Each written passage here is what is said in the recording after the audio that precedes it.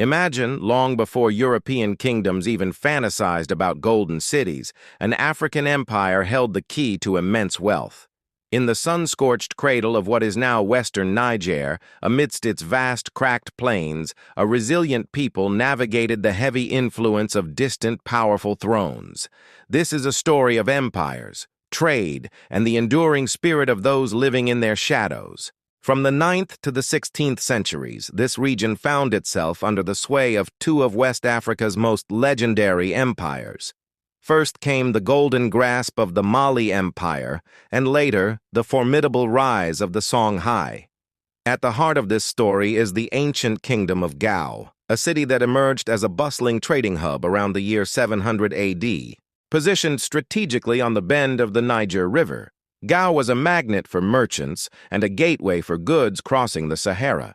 For centuries, Gao thrived, a beacon of commerce and culture.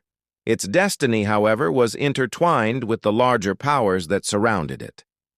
As the Mali Empire expanded its influence from the 13th century onwards, its reach extended into the western parts of Niger. The communities there, from the Zarma to the Songhai people themselves, were drawn into Mali's orbit. They were not just passive subjects. Their societies were deeply shaped by this connection. Imagine the intricate web of trade routes, the flow of gold, salt, and knowledge that pulsed through this land.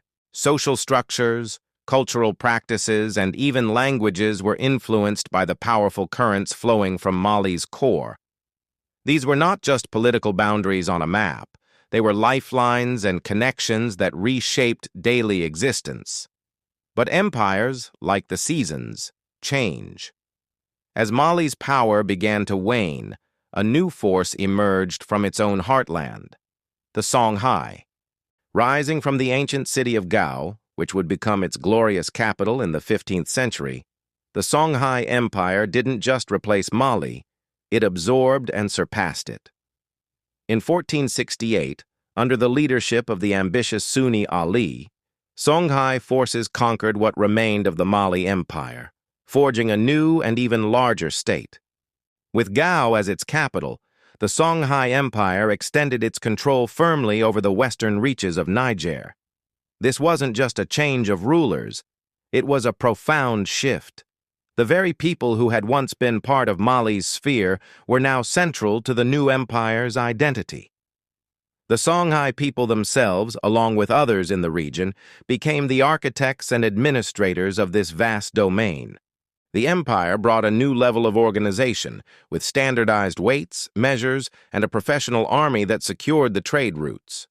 This period brought prosperity and stability, allowing cities like Gao, Timbuktu, and Jenne to flourish as centers of Islamic scholarship and commerce, their fame echoing across Africa and into Europe.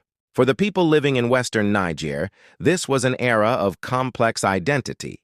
They were at the very center of a powerful, dynamic empire. Their own city, Gao, was the seat of power. They benefited from the security and wealth that came with it, their lives intrinsically linked to the empire's fortunes. The Niger River was no longer just a source of water and fish. It was the main artery of an imperial economy, bustling with canoes carrying goods and messengers. By the early 1500s, the Songhai Empire reached its zenith under Askia the Great. It was a beacon of power, a testament to what could be built in the West African Sahel. But this golden age was not destined to last forever.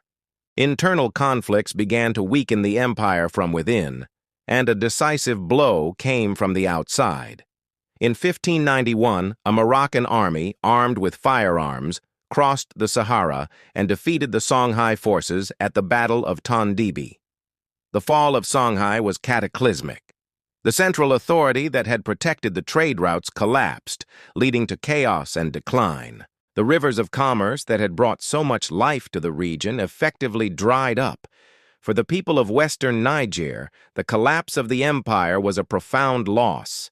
It left a power vacuum, a void where a great civilization once stood, leaving behind only the echoes of its forgotten pride and the enduring legacy of its influence. This incredible era, from the rise of Gao to the peak of the Songhai Empire, fundamentally shaped the history and culture of western Niger.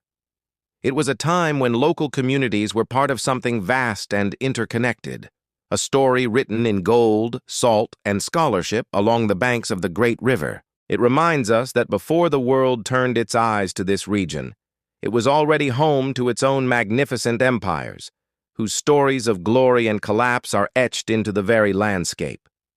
The soul of Niger endures, still carrying the memory of when its own city was the capital of one of the greatest empires the world has ever seen. Thank you so much for joining me on this journey back in time. If you found this story as fascinating as I do, please hit that like button and subscribe for more deep dives into history. What part of this story amazed you the most? Let me know in the comments below. See you next time.